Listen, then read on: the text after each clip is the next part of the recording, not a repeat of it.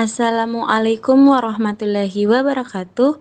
Baik, pada kesempatan kali ini kita akan membahas mengenai teori produksi dan kegiatan perusahaan.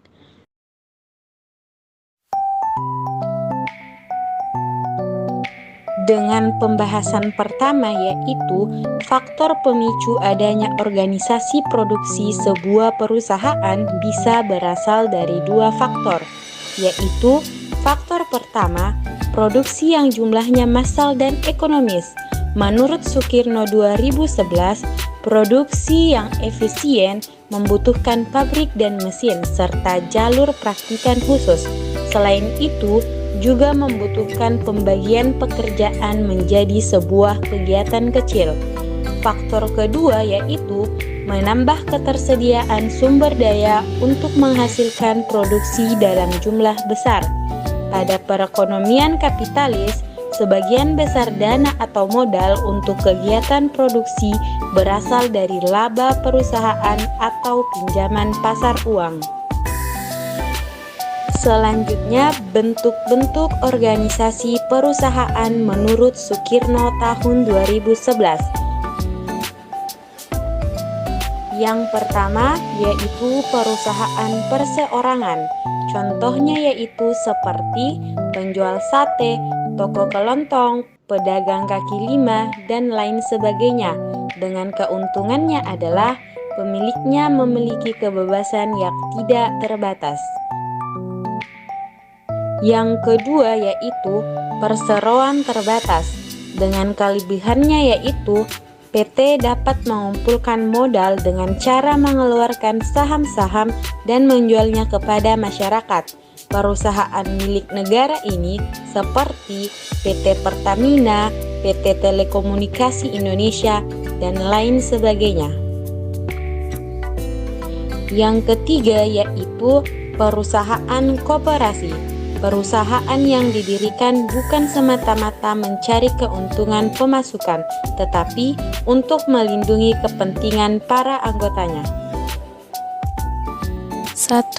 Perusahaan ditinjau dari sudut teori ekonomi. Teori ekonomi melihat berbagai jenis perusahaan sebagai unit-unit badan usaha yang mempunyai satu tujuan yang sama. Untuk tujuan itu, perusahaan menjalankan usaha yang sama, yaitu mengatur penggunaan faktor produksi dengan efisien, sehingga usaha memaksimalkan keuntungan dapat tercapai. 2. Fungsi produksi. Gabungan teknologi yang akan dipakai oleh suatu perusahaan, khususnya manufaktur, digambarkan dalam fungsi produksi. Fungsi produksi ini menggambarkan keadaan bagaimana metode produksi yang digunakan perusahaan secara efisien dan efektif. Secara teknisnya, bagaimana metode produksi yang digunakan perusahaan seperti yang pertama pemilihan kualitas dan bahan baku, yang kedua penggunaan mesin, waktu dan proses produksi, ataupun yang ketiga itu tenaga kerja. Secara umum, fungsi produksi menunjukkan bahwa jumlah barang produksi tergantung pada jumlah faktor produksi yang digunakan. Fungsi produksi dinyatakan dalam bentuk persamaan fungsi slide berikut. Rumus persamaan fungsi yaitu Q sama dengan K L R T. Q sendiri adalah output, K adalah kapital atau modal, L adalah labor atau tenaga kerja. R sendiri melambangkan resource atau sumber daya, dan T melambangkan teknologi. Nah, besar kecilnya tingkat produksi suatu produk jika dilihat berdasarkan persamaan fungsi produksi dipengaruhi oleh jumlah modal, jumlah sumber daya manusia, jumlah sumber daya alam, dan teknologi yang dipakai. 3. Hukum hasil lebih yang semakin berkurang. Hukum hasil lebih yang semakin berkurang menyatakan bahwa apabila faktor produksi yang dapat dirubah jumlahnya terus-menerus ditambah 1 unit, pada mulanya produksi total akan semakin banyak pertambahannya. Tetapi, sesudah mencapai suatu tingkat tertentu, produksi tambahan akan semakin berkurang dan akhirnya mencapai nilai negatif. Hal ini yang menyebabkan pertambahan produksi total semakin lambat dan akhirnya akan mencapai tingkat maksimum. Setelah mencapai tingkat yang maksimum, jika produksi masih terus ditambah, bukan keuntungan yang diperoleh, tetapi malah hasil keuntungan bisa minus.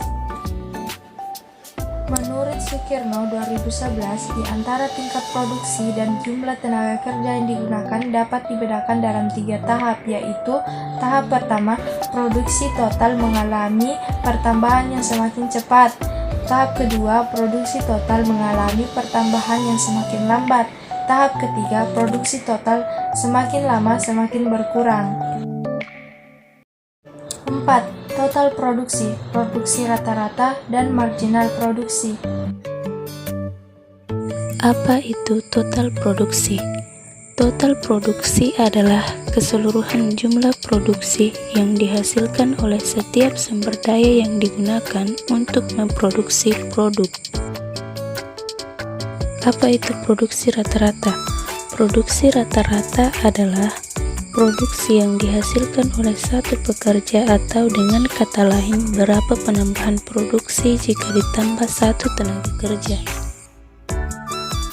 Apa itu marginal? Produksi marginal adalah penambahan produksi karena penambahan satu sumber daya yang digunakan, misalnya penambahan jumlah modal atau tenaga kerja. Nah, selanjutnya yaitu kurva produksi sama. Nah, apa itu kurva produksi sama?